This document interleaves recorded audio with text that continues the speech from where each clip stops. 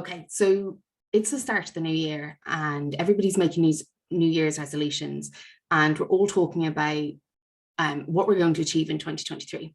Well, what I'm going to encourage you to do is, instead of just thinking about what you're trying to achieve, I'm going to encourage you to think about what supports you need in order to achieve that.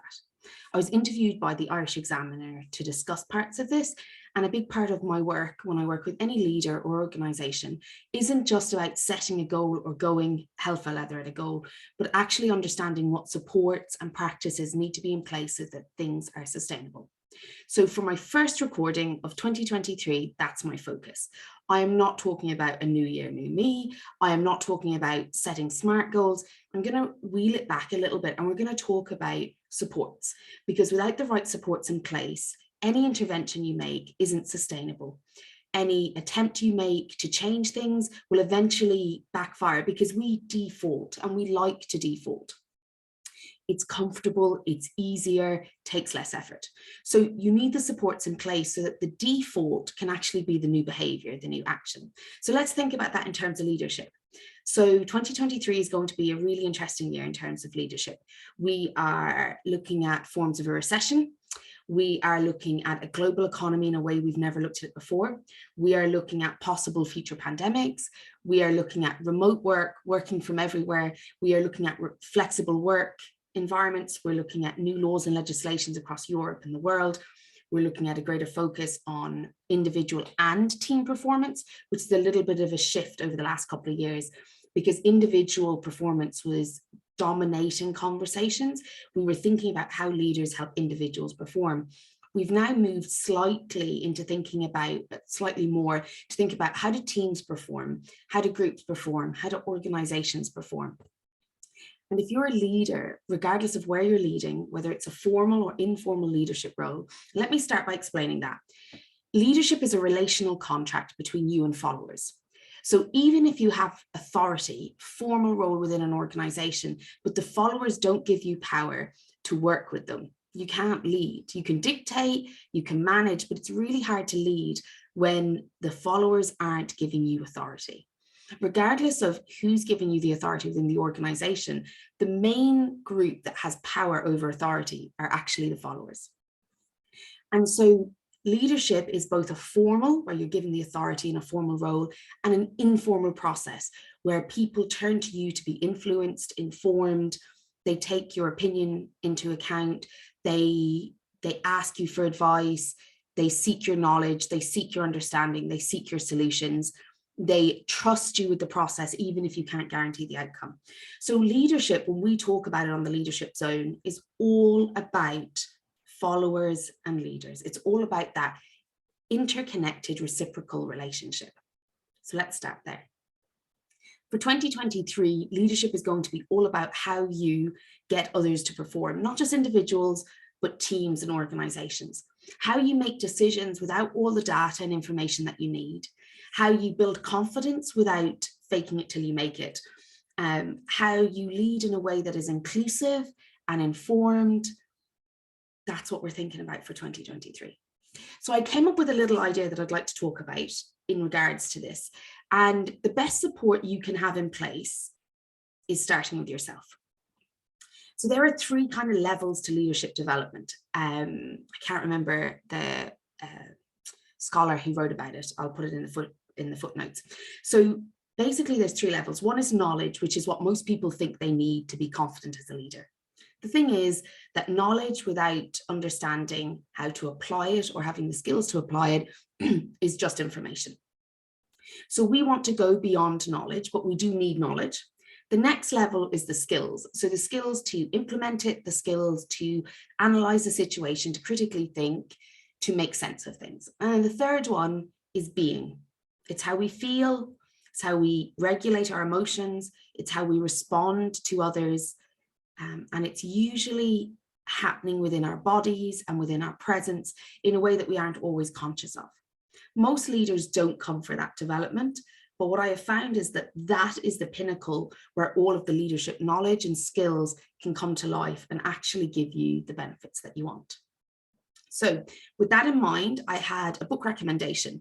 Now I am starting a book club, a leadership book club in 2023, And it's like a monthly subscription where we work together. You get reflective worksheets, you get a cheat sheet, and then we meet once a month to discuss the book. But we don't start till February. So I wanted to start by giving you an oldie but a goodie to help you get into that connection with yourself and work. It's by one of my favorite psychologists, Tony Humphries. He's an Irish psychologist. And the book he wrote is Work and Worth, Take Back Your Life. The book is mainly about our relationship with work and the worth we place on it. He talks a little bit about work addiction, but I think most importantly, he talks about where we learned about our values to do with work. And this is really important when we're thinking about inclusion and we're thinking about motivating other people, because when we understand that people have a relationship with work that is more complex than the task that they do, we're able to motivate, engage with them, have more critical, effective conversations, because A, we understand ourselves, but B, we have a kind of psychological lens and understanding of what others' relationship with work might be. So I'm going to read one piece out of it that just always stands out to me.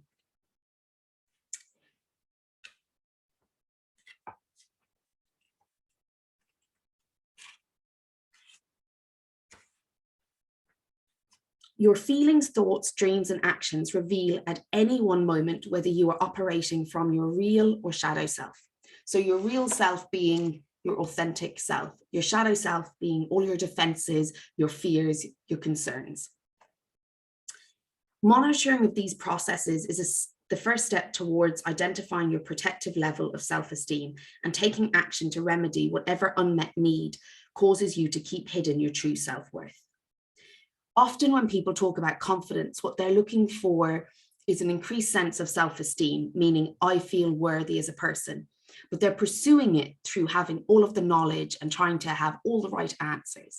And in leadership, self-esteem is far more complex than that. And confidence is complex because you can't have all the answers. You can't know everything. So the relationship with self is a key factor in maintaining your wonderful presence and power in the world you inhabit. So that's what I was talking about on that third level. How do I actually hold my knowledge, my skills, and how do I emotionally relate to them when I'm working? What also helps enormously is to surround yourself with people who are affirming of your and their own worth, and who support you in freeing yourself from your internal and external shadow worlds.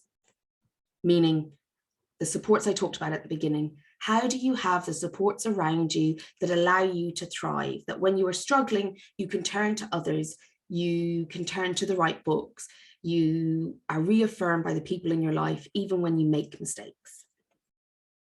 Living in cultures that are person and relationship friendly creates further safety for you to be your true self and others. And in organizational context, we talk about psychological safety. But the reason that we talk about psychological safety is that if I can't be myself and you can't be yourself, then our protective selves present, our fought selves, our defenses present, and we end up not being able to hear things as clearly or make as informed decisions. So the first episode of the Leadership Zone in 2023 is inviting you to read Work and Worth, Take Back Your Life by Tony Humphries to have a greater understanding of yourself this January. And I'm inviting you to think about leadership and leadership development as more than just a transaction between you and others, but as a reciprocal relationship between you and followers, and as something that is complex, but that we're going to get our teeth into during 2023. If you have any questions, I encourage you to pop me an email. The details are below. Also to subscribe to my newsletter, which is sent out about every 2 weeks, the leadership letters. And if you're looking to join a supportive community in 2023, then join the book club that starts in February. It's all about leadership. We will include a reflective worksheet for every book that's tailored, a cheat sheet so that if you run out of time and you don't get time to watch it, to read it, apologies, then you can use the cheat sheet to help you process, and a 1.5 hour session every month with me and a group of other leaders to discuss the concepts and your own leadership, as much or as little as you want. So do sign up, links are below, and I look forward to hearing from you soon.